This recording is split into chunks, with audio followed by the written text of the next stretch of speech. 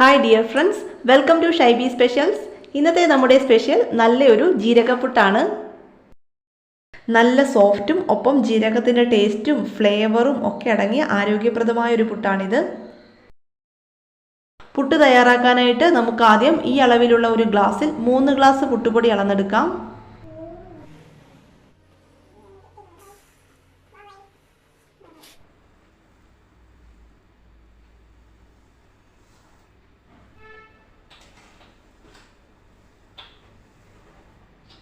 ഇതിലേക്ക് നമുക്ക് 1/2 ടീസ്പൂൺ ഉപ്പ് ചേർത്ത് കൊടുക്കാം. ഇനി നമ്മുടെ പുട്ടിന് സ്പെഷ്യൽ ടേസ്റ്റ് തരുന്ന ചെറിയ ജീരകം ചേർത്ത് കൊടുക്കാം. 3 ടീസ്പൂൺ ചെറിയ ജീരകമാണ് ചേർത്ത് കൊടുക്കുന്നത്.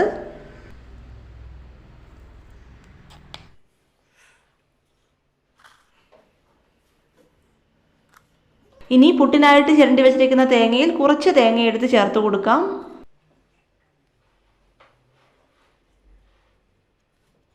വെള്ളം ചേർത്ത് നനയ്ക്കുന്നതിന് മുമ്പായിട്ട് നമുക്ക് ഇതെല്ലാം കൂടി നന്നായിട്ട് കൈകൊണ്ടൊന്ന് മിക്സ് ചെയ്ത് കൊടുക്കാം.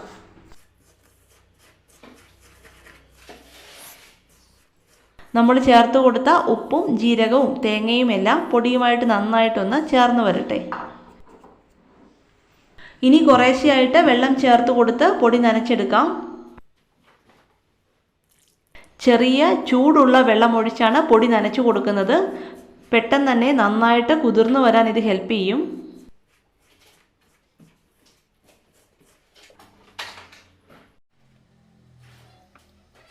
പൊടിയൊട്ടും കട്ട കെട്ടാതെ ഇതുപോലെ കുറേശ്ശെ വെള്ളം തളിച്ചു കൊടുത്ത് നമുക്ക് പൊടി നനച്ചെടുക്കാം.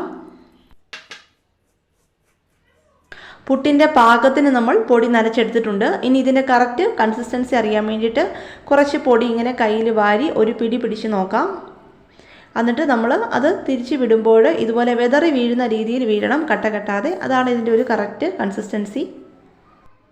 മൊത്തം 2.25 ഗ്ലാസ് വെള്ളമാണ് നമ്മൾ ഈ പൊടി നനയ്ക്കാനായിട്ട് എടുത്തത്. നമ്മൾ എടുക്കുന്ന പുട്ടുപൊടിയുടെ ടൈപ്പ് അനുസരിച്ച് ഈ അളവിൽ ചെറിയ വ്യത്യാസങ്ങൾ വന്നേക്കാം കേട്ടോ. ഇതിനിയൊന്ന് തട്ടിപ്പൊത്തി റെസ്റ്റ് ചെയ്യാനായിട്ട് 5 മുതൽ 10 മിനിറ്റ് നേരം വരെ വയ്ക്കാം. അപ്പോൾ നമ്മുടെ പുട്ടുപൊടി നല്ല പാകത്തിന് കുതിർന്ന് നല്ല സോഫ്റ്റ് പുട്ട് നമുക്ക് കിട്ടും.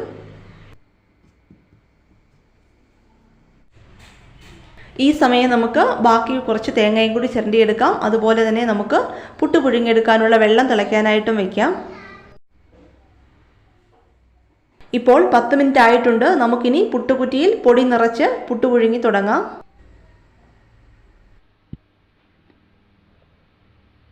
ഈ പൊടി വാരി നോക്കുമ്പോൾ നമുക്ക് മനസ്സിലാവും നമ്മൾ നേരത്തെ അടച്ചു വെച്ചപ്പോൾ ഉള്ളതിനേക്കാളും കുറച്ചുകൂടി ഡ്രൈ ആയിട്ട് വന്നിട്ടുണ്ട്. പക്ഷേ ആ വെള്ളമെല്ലാം മാക്സിമം ഈ ഓരോ പൊടിയും അബ്സോർബ് ചെയ്തിട്ടുണ്ട്. അതുകൊണ്ട് നല്ല പാകത്തിന് കുതിർന്നാണ് ഇപ്പോൾ ഇരിക്കുന്നത്. ഇനി നമുക്ക് പുട്ടുകുറ്റിയിൽ ചില്ലിട്ടു എന്ന് ഉറപ്പ് വരുത്തിയതിന് ശേഷം ആദ്യം കുറച്ച് തേങ്ങ ഇട്ട് കൊടുക്കാം.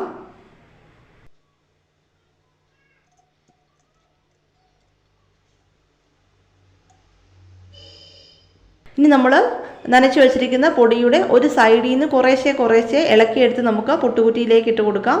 ഇപ്പോൾ പൊടി ഓവറായിട്ട് ഡ്രൈ ആയിരിക്കുകയാണെന്ന് തോന്നുകയാണെങ്കിൽ അല്പം വെള്ളം തളിച്ച് നനച്ചു കൊടുക്കുക. എന്താണെന്ന് വെച്ചാൽ ചില പുട്ടുപൊടി ഒരുപാട് വെള്ളം കുടിക്കും, അതുകൊണ്ടാണ്. ഇനി ഈ കുറ്റിയുടെ പകുതി അളവ് വരെ നമുക്ക് പൊടി നിറച്ച് കൊടുക്കാം. എന്നിട്ട് കുറച്ച് തേങ്ങയും കൂടി ഇട്ടിട്ട് വീണ്ടും കുറ്റി നിറയെ പൊടി ഇട്ടിട്ട് പിന്നെ കുറച്ച് തേങ്ങയും കൂടി ഇട്ടിട്ട് അടച്ചു വെക്കാം. 2 പീസായിട്ടാണ് പുട്ട് നമുക്ക് ഇങ്ങനെ ചെയ്യുമ്പോൾ കിട്ടുന്നത്. ഇനി ഒറ്റ പീസായിട്ടാണ് എടുക്കേണ്ടതെങ്കിൽ മിഡിൽ തേങ്ങ ഇടുന്ന ഭാഗം ഒഴിവാക്കി നിറയെ പൊടി നിറച്ച് കൊടുക്കുക. എന്നിട്ട് അടച്ചു വെച്ച് പുഴുങ്ങിയെടുത്താൽ മതി.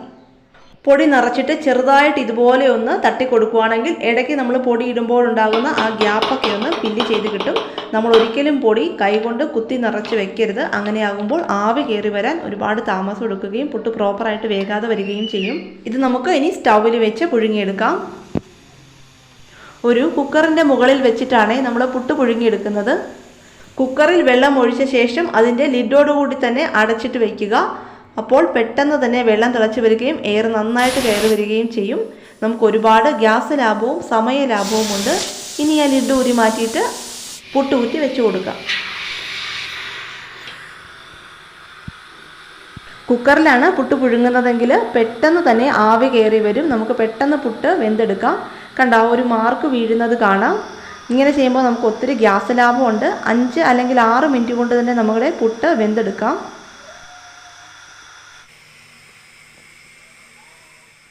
പുട്ട് വെന്ത് വന്നിട്ടുണ്ട്. നമുക്കിനി സ്റ്റൗ ലോ ഫ്ലെയിമിലേക്ക് ആക്കിയിട്ട് എടുക്കാം.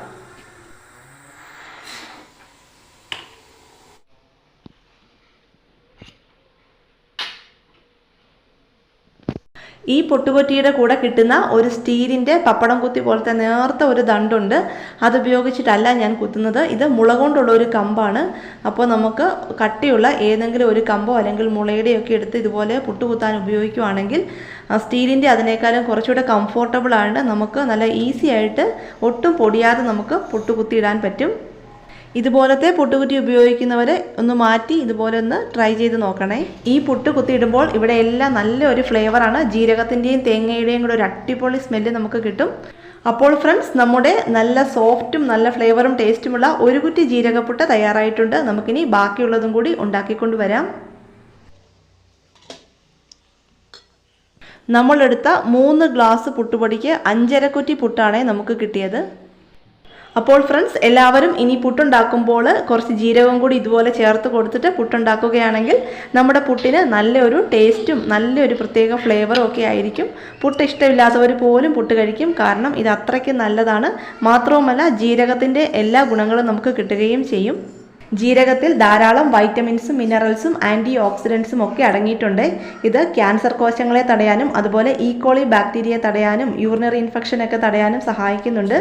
മാത്രമല്ല, അസിഡിറ്റി പ്രശ്നങ്ങളൊക്കെ ഉള്ളവർ നമ്മുടെ ആഹാരത്തിൽ ജീരകം ഉൾപ്പെടുത്തുന്നത് വളരെ നല്ലതാണ് താനും. നമുക്കിഷ്ടമുള്ള കടലക്കറിയോ മുട്ടക്കറിയോ അല്ലെങ്കിൽ പഴവോ പഞ്ചസാരയോ അങ്ങനെ എന്തിൻ്റെ കൂടെ ആണെങ്കിലും കഴിക്കാൻ പറ്റിയ നല്ലൊരു അടിപൊളി പുട്ടാണ്. ഇനി ഇതൊന്നുമില്ലെങ്കിലും വെറുതെ കഴിക്കാനാണെങ്കിലും നല്ല ടേസ്റ്റാണ്. അപ്പോൾ ഫ്രണ്ട്സ്, ഇനി പുട്ടുണ്ടാക്കുമ്പോൾ ഇതുപോലെ ജീരകം ചേർത്ത് നല്ലൊരു അടിപൊളി വെറൈറ്റി ജീരകപ്പുട്ട് തയ്യാറാക്കി നോക്കുക. തീർച്ചയായിട്ടും എല്ലാവർക്കും ഇഷ്ടപ്പെടും. ഓക്കെ ഫ്രണ്ട്സ്, ഇന്നത്തെ വീഡിയോ ഇഷ്ടപ്പെട്ടാൽ എല്ലാവരും ഒന്ന് ലൈക്ക് ചെയ്യണേ. ഒപ്പം എന്തെങ്കിലും അഭിപ്രായങ്ങളും നിർദ്ദേശങ്ങളും ഒക്കെ പറയാനുണ്ടെങ്കിൽ കമൻ്റായിട്ട് അറിയിക്കുക. നമ്മുടെ ഈ കുഞ്ഞു ചാനൽ ആദ്യമായിട്ടാണ് കാണുന്നതെങ്കിൽ ഇഷ്ടപ്പെട്ടാൽ ഇതുപോലെയുള്ള ഈസി ടേസ്റ്റി ആൻഡ് സിമ്പിൾ റെസിപ്പീസിനായിട്ട് ചാനൽ സബ്സ്ക്രൈബ് ചെയ്ത് ബെൽ ബട്ടൺ അമർത്തി ഓൾ എന്നുകൂടി ഒന്ന് എനേബിൾ ചെയ്തേക്കണേ. അപ്പോൾ യൂസ്ഫുള്ളായ മറ്റൊരു പുതിയ റെസിപ്പിയായിട്ട് നമുക്ക് വീണ്ടും കാണാം. Till then, take care. Thank you.